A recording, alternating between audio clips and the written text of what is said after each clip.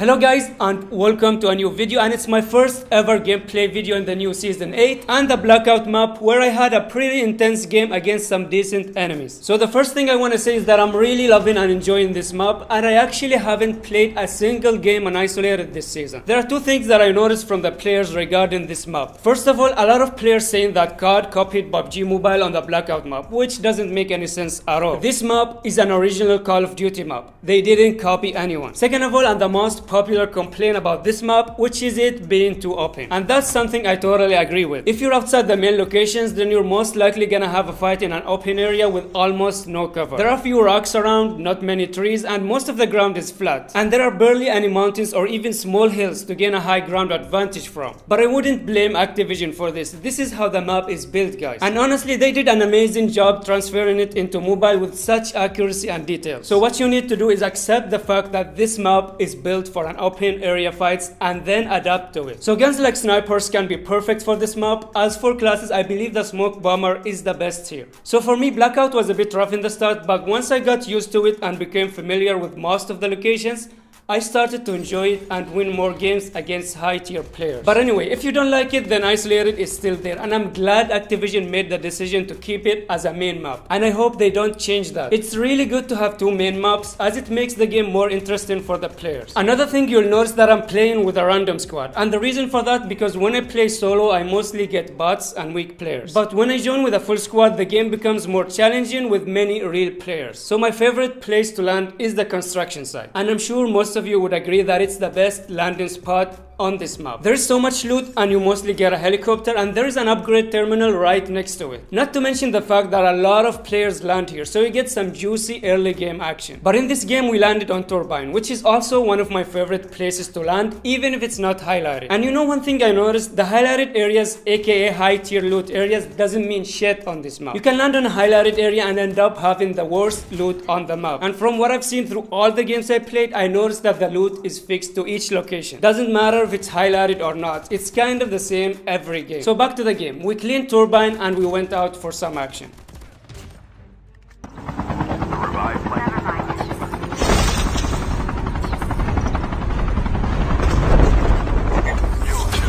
Supply box here.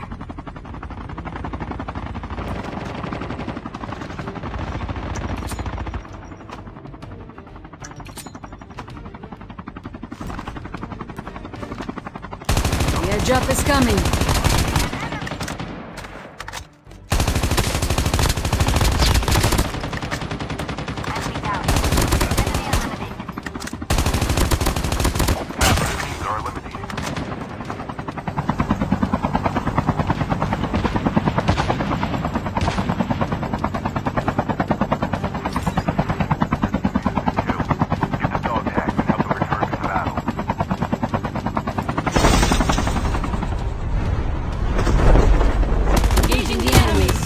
Enemy down. Enemy eliminated.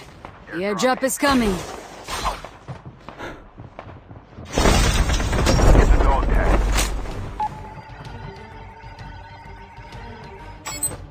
Dog tags have been scanned successfully. Your teammate will return to the battle when the next revive flight arrives. The revive flight will arrive in 1 minute.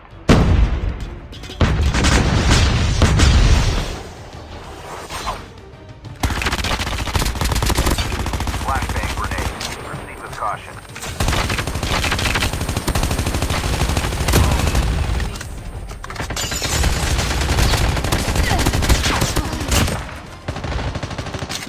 Another thing I want to talk about is the health system, and I noticed that the players are split in half. Some like it and others prefer the old one. And I feel like some players don't like it because it's new and they're not used to it. I was also a bit skeptical about it, but again, once you get used to it, I think you're gonna love it. The thing that makes this health system better than the old one is the fact that it gives you a fair fight, especially in early game. You don't have to look for a vest or an adrenaline anymore. Just grab an armor plate and you're good to go. We're up to the final stages of the game and it was chaotic. Everyone was just running in the open. Now normally if I play solo, then I try to be more careful and try to avoid fights in an open area, because ninja class isn't the best for this map unless you're near buildings, which you're mostly not. But since I have decent teammates, I played more aggressively because even if I die, they can revive me back.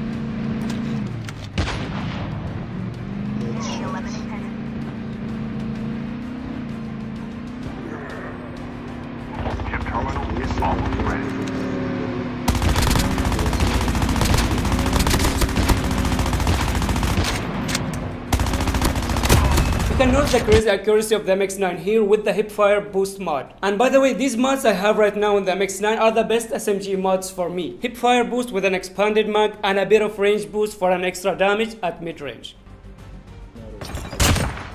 The airdrop is coming.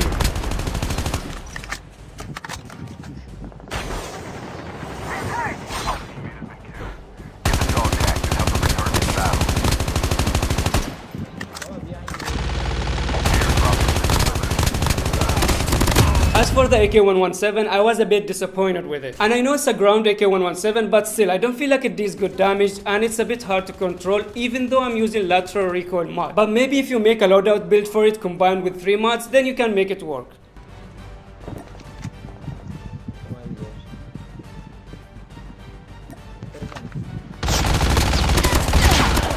Last 5 teams. Dog tags have been scanned successfully. Your teammate will return to the battle when the next revive flight arrives.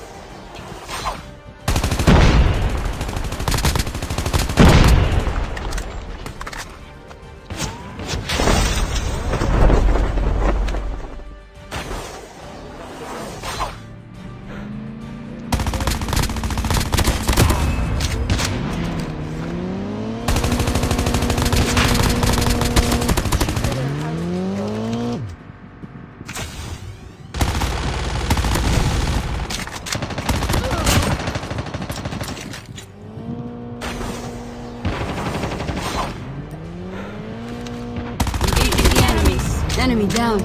Enemy eliminated. Enemy vehicle is nearly done for.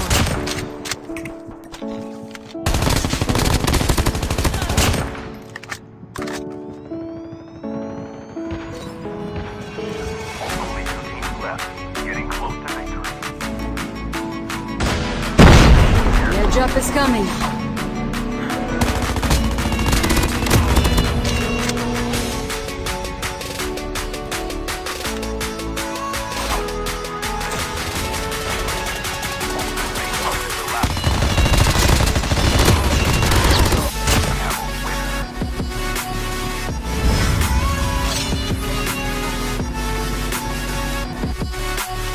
Quick tip here for ninja users, notice that I turn to the side just before I hit the rock. And that's to avoid climbing up the rock, which can get you killed. I hope you guys enjoyed the gameplay, and if you did, a like would be highly appreciated. Thank you for watching, and I'll see you in the next video. Peace.